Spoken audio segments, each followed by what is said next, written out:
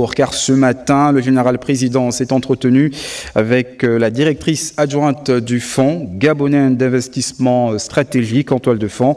Le cache légal de cette structure, on regarde. L'audience permet de tracer les canevas proposés par les partenaires de Djibouti dans la mise en œuvre de la contribution carbone. Cette compensation vient soutenir le financement des projets de réduction et de séquestration du CO2 via les puits de carbone naturel.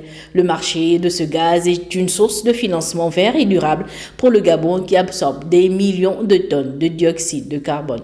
La contribution carbone est en réalité une contribution qui sera reversée à l'État du Gabon par les compagnies aériennes et les compagnies maritimes.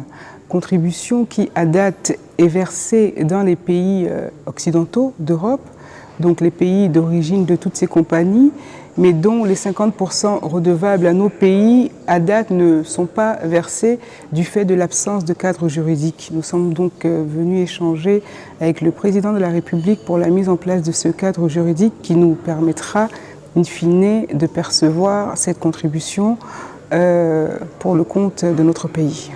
Le Fonds gabonais d'investissement stratégique soutient le développement économique, social et environnemental dans le cadre de la lutte contre les changements climatiques, désigné organisme en charge de la commercialisation des crédits carbone, lorsqu'on sait que chaque année, plus de 100 millions de tonnes de CO2 sont séquestrées en moyenne par la forêt gabonaise.